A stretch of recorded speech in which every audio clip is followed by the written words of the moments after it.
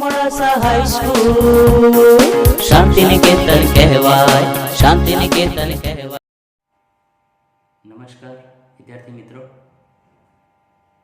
આજે શીખીએ ધોરણ 9 કાવ્ય 11 મરજીવિયા. પ્રશ્ન એક થાય કે મરજીવિયા એટલે શું? તો મરજીવિયા એનો અર્થ આપણે જોઈએ તો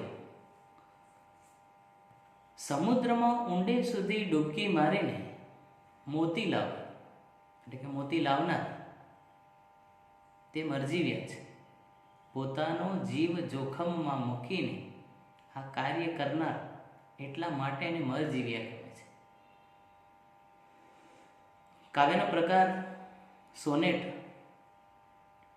સોનેટ એટલે એક એવો પ્રકાર છે કે જેમાં 14 પંક્તિનું છંદમાં લખાતું કાવ્ય સ્વરૂપ એટલે સોનેટ. કવિ શ્રી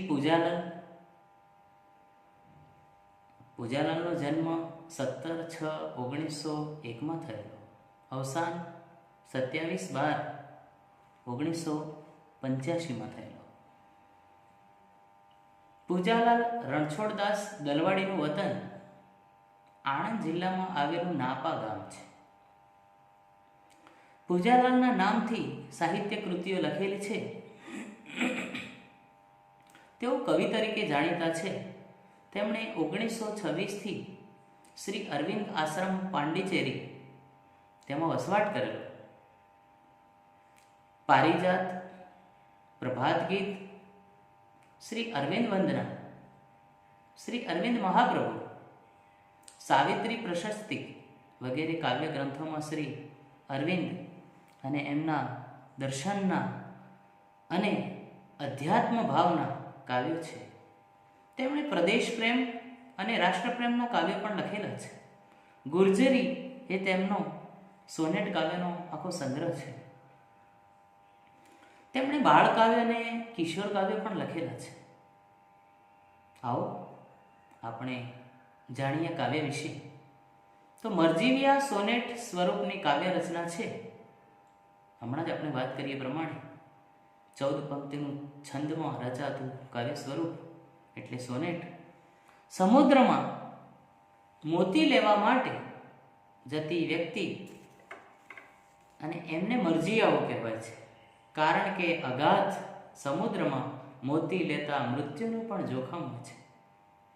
જેઓ જીવના જોખમે દરિયામાં ડૂબકી લગાવે છે અને માટે જ તેઓ મરજીવિયા કહેવાય છે. પ્રસ્તુત કાવ્યમાં ડર્યા વગર, અટક્યા વગર ઉત્સાહથી સમુદ્ર તરફ આગળ વધતા મરજીવિયાનું વર્ણન છે. પ્રિયજનોની આંખોમાં આંસુ છે, કારણ કે એમને છોડીને જવાનું છે ને એટલા માટે. પણ મરજીવિયા એમ વાર્યા વળ્યા એમ નથી. પ્રિયજનો એ ખૂબ વાર્યા કે તમે જીવને જોખમમાં મૂકીને સમુદ્રમાં ના જાઓ. પણ એ તો દ્રઢ નિશ્ચય હતા. એમનો સંકલ્પ ખૂબ પાકો હતો કે જઈએ છીએ તો આ કાર્ય પૂર્ણ કરીને આવીશું, અમે મણી મોતી લઈને આવીશું. અને તેઓ ડૂબકી લગાવીને સમુદ્રમાં જાય છે જીવના જોખમે. ત્યાંથી મણી મોતી કોષ એ લઈને બહાર આવે છે. અને આ રીતે આપણને એક વસ્તુ એ પણ શીખવા મળે છે કે જીવનમાં જે દ્રઢ નિશ્ચયથી કરેલું કાર્ય હોય સાહસપૂર્વક અને મરજીવિયાને જે મોતીરૂપી ફળ મળ્યું એમ આપણને પણ મહેનત કર્યાનું ફળ હંમેશા મળે છે અને સારું જ મળે છે. એટલે એ ભાવ સાથે આ સોનેટમાં ખૂબ સુંદર અભિવ્યક્તિ રજૂ થઈ છે. આવો આપણે કાવ્યની એક લાઈન જોઈએ. સમુદ્ર ભણી ઉપડ્યા કમરને કશી રંગથી. સમુદ્રની તરફ મરજીવિયાએ પ્રયાણ કર્યું. કમરમાં દુપટ્ટાનો ખેસ બાંધેલો હોય અને દ્રઢ સંકલ્પ સાથે તેઓ ઉત્સાહ અને આનંદથી નીકળી પડ્યા છે. અટંક મરજીવિયા ડગ ભરંત ઉત્સાહના. મરજીવિયા એ કોમ કેવી છે? ટેકેલી છે. જેને ટેક લીધી એટલે એમાંથી પાછા પડવું નહીં એવી એમની ટેક છે. અને લઈને ડગલા ભરતા ભરતા ઉત્સાહથી જાય છે. એટલે કહેવાય છે કે અટંક મરજીવિયા ડગ ભરંત ઉત્સાહના, પ્રદીપ્ત નયનો અગાધ બળ ઉભરે અંગથી. આંખોમાં કંઈક જોશ છે. પ્રદીપ્ત એટલે આમ તો સળગાવેલું હોય ને એવો એનો અર્થ થાય છે, પણ આંખોમાં કંઈક સમાયેલું છે, કંઈક આશાઓ લઈને જાય છે, દ્રઢ નિશ્ચય દેખાય છે એમાં. પ્રદીપ્ત નયનો, નયન એટલે આંખો, એટલે આંખોમાં કંઈક સમાયેલું છે. અથાગ બળ ઉભરે અંગથી. જે પુષ્કળ હોય ને પાર વિનાનું એને અથાગ કહેવાય છે. એવું એમનામાં જોમ છે, જુસ્સો છે, બળ છે, અને ઉભરે અંગથી એમના અંગે અંગથી આ બળ નીતરતું દેખાય છે. મહારવતણી દિશા, સમુદ્ર ઘૂઘવાટા કરતો, અવાજ ફેંકતો જે દિશામાં છે, અને એ દિશામાં આ મરજીવિયાઓ પ્રયાણ કર્યું. મહારવ એટલે મોટો અવાજ, એટલે ભારે મોટા અવાજ જે દિશામાંથી આવતા હતા.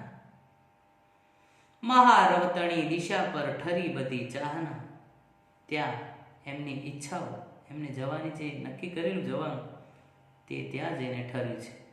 એટલે એમને નક્કી કર્યું કે મારે અહીં જવું છે, તો એ સમુદ્ર જે દિશામાં ખૂબ અવાજ કરી રહ્યો છે એ દિશામાં મરજીવિયાઓ જાય છે. ડર્યા પ્રિયજનો બધા સજલ નેત્ર આડા ફર્યા. એમના સ્વજનો એમને દૂર સુધી છોડવા આવે છે, મૂકવા આવે છે. એ બધા પ્રિયજનો ખૂબ ડરી ગયેલા છે, બી ગયેલા છે. સજલ નેત્ર આડા ફર્યા. સજલ નેત્ર એટલે આંખો ભરેલી, આંસુ ભરેલી આંખો, અને એવી આંસુ ભરેલી આંખો લઈને એવો પાછા ફરે છે. મરજીવિયાઓને વિદાય આપીને બધા જ એમના પ્રિયજનો સજલ નેત્રે પાછા ફરે છે. શિખામણ દીધી વૃથા જીવન વેડફો કા ભલા. એવી શિખામણ આપી. વૃથા એટલે નકામું, કે તમે એક આવી બાબતમાં આ જીવનને નકામું શા માટે વેડફો છો. કહીથી વળગી વિનાશ કર આંધળિયા બલા. વિનાશ કર એટલે વિનાશને કરવા વળી આવી આ અવિચારી એટલે આંધળી બલા તમને ક્યાંથી વળગી? તમને આવું નક્કી ક્યાંથી કર્યું કે બસ એ મણી મોતી કોષ લેવા માટે જવું છે દરિયામાં, સમુદ્રમાં? ગયા ગરજતા અફાટ વિકરાળ રત્નાકરે. ગર્જના કરતો રત્નાકર નજીક આવી રહ્યો છે. અફાટ એટલે પણ વિકરાળ, અને વિકરાળ એટલે સુંદર. એકદમ આમ સુંદર તો પણ કેવું સુંદર, ડરાવનું સુંદર. એટલે કે છે ગયા ગરજતા અફાટ વિકરાળ રત્ના કરે. જે રત્નોનો સમુદ્ર છે, સાગર.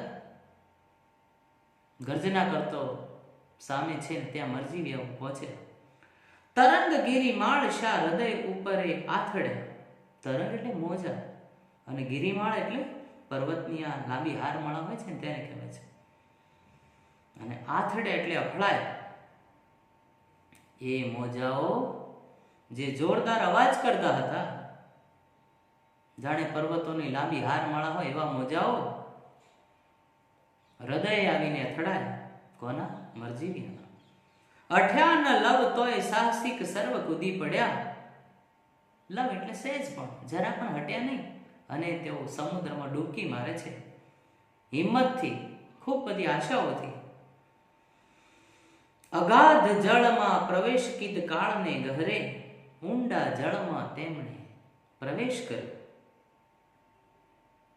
કાળને ગહરે આપણે કેવી રીતે કહીશું? જાણે કે મોતના મુખમાં જવાનું હોય ને, એ જાણતા હોવા છતાં એમ તેઓએ સમુદ્રમાં ડૂબકી લગાવી. અગાધ જળમાં, અતિ ઊંડા જળમાં, અગાધ એટલે અતિ ઊંડા જળમાં પ્રવેશ કીધો, અને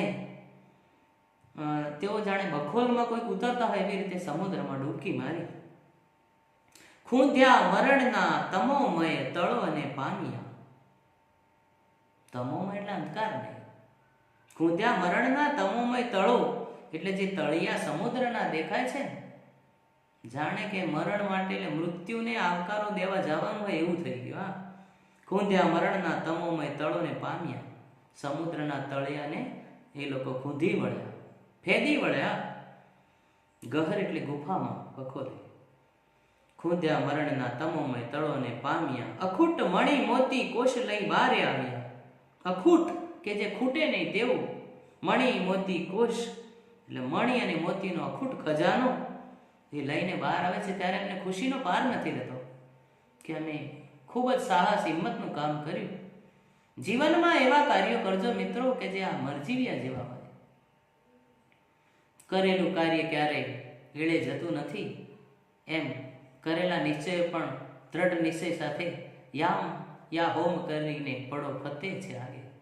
તો મિત્રો, આ કાવ્યને તમને સમજ પડી છે કાવ્યમાં સરસ? તો આપ સર્વે મિત્રો પોતાની નોટબુક ચોપડામાં એના સમાનાર્થી શબ્દો, વિરુદ્ધાર્થી શબ્દો, તળપદા શબ્દો અને સ્વાધ્યાય તૈયાર કરજો, પ્રશ્નોના જવાબ તૈયાર કરજો.